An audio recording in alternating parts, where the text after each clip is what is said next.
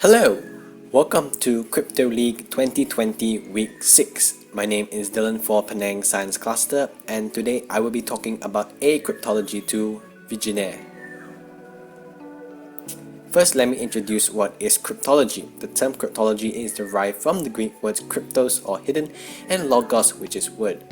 Cryptology consists of cryptography, the science of making secure codes, and cryptanalysis, the science of breaking secure codes.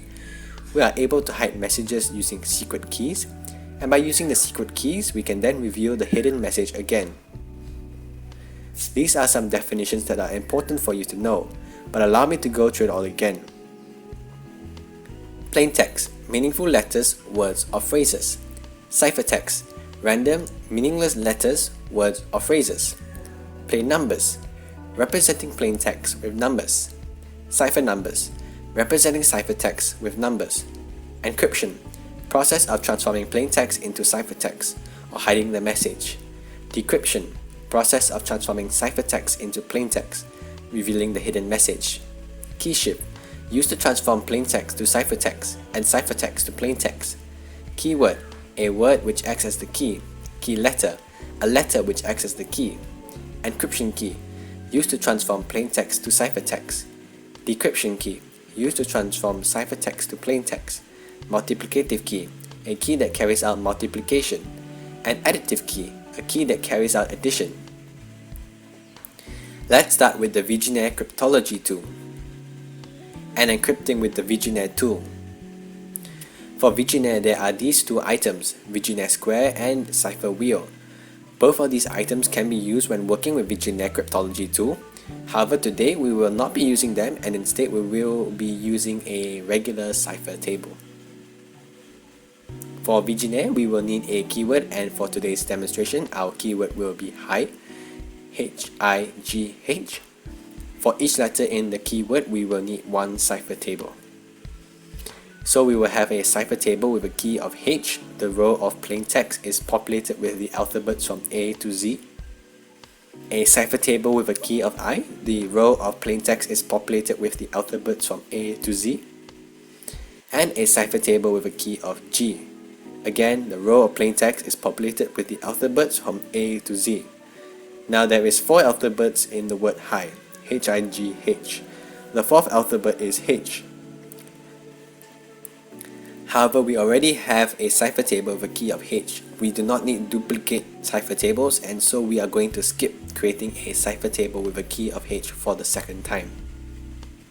In total, we need a cipher table for each unique alphabet in our keyword. Starting with the cipher table with the key of H, we can then also populate the row of ciphertext with the alphabets from A to Z. However, we then must move the alphabets before the key, meaning we need to move the alphabets before H aside. So we move the alphabets A to G out of the table temporarily. Then we can move the remaining alphabets H to Z to the left so that plaintext A equals ciphertext H.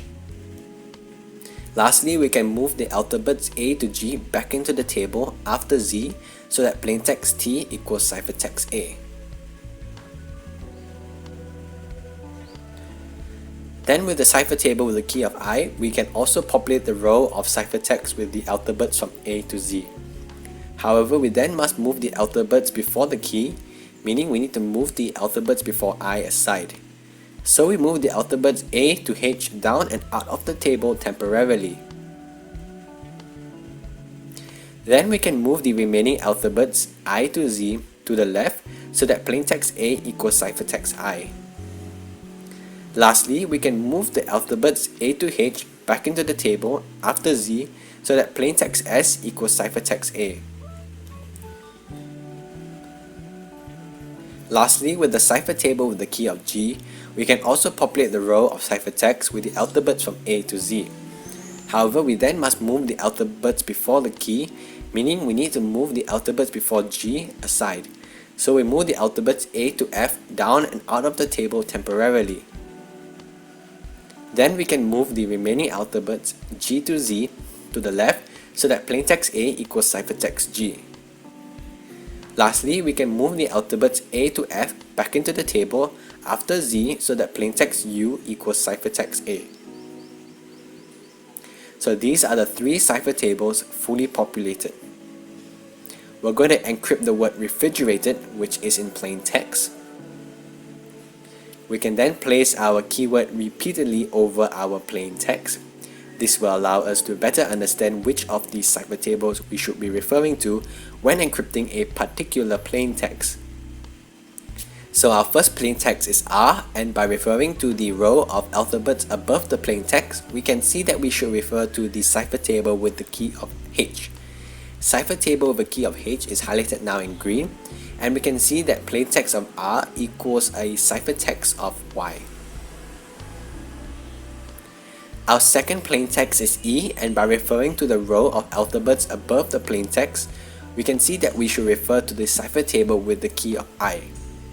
Cipher table with the key of I is highlighted now in yellow, and we can see that plaintext of E equals a ciphertext of M.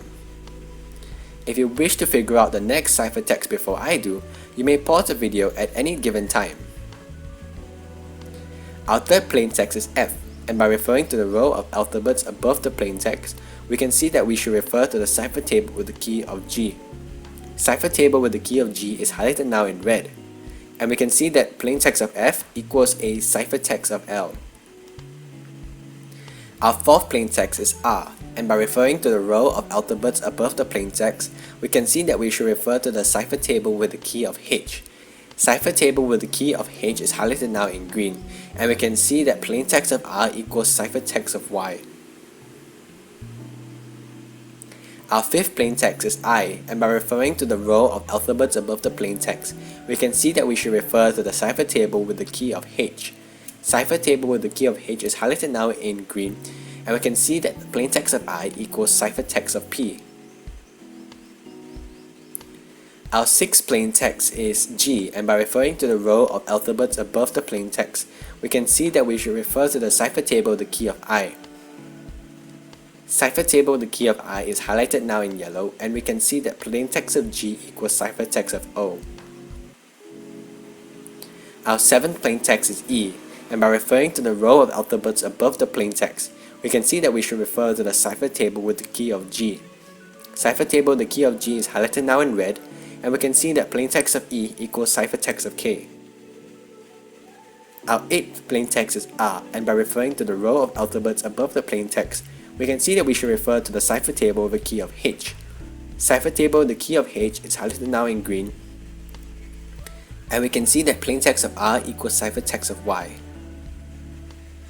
Our ninth plaintext is A, and by referring to the row of alphabets above the plaintext, we can see that we should refer to the cipher table with the key of H.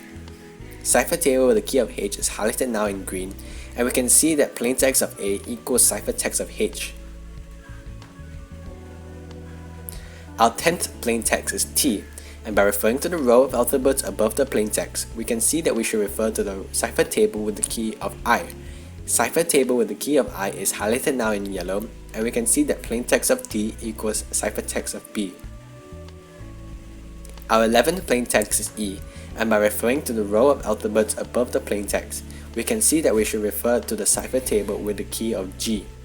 Cipher table with the key of G is highlighted now in red, and we can see that plaintext of E equals ciphertext of K. Lastly, our 12th plaintext is D, and by referring to the row of alphabets above the plaintext, we can see that we should refer to the cipher table with the key of H. Cipher table with the key of H is highlighted now in green, and we can see that plaintext of D equals ciphertext of K.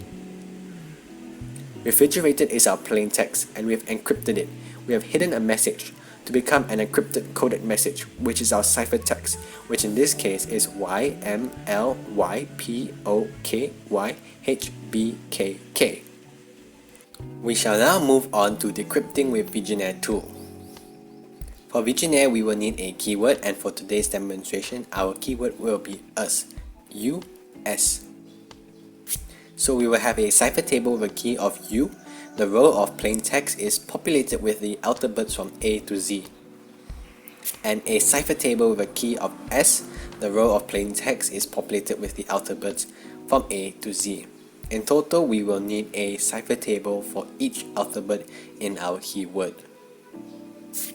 Starting with the cipher table with a key of U, we can also populate the row of ciphertext with the alphabets from A to Z. However, we then must move the alphabets before the key, meaning we need to move the alphabets before U aside. So we move the alphabets A to T down and out of the table temporarily. Then we can move the remaining alphabets U to Z to the left so that plaintext A equals ciphertext U.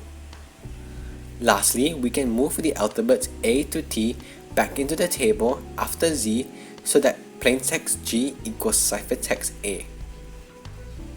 Lastly, with the cipher table with a key of S, we can also populate the row of ciphertext with the alphabets of A to Z.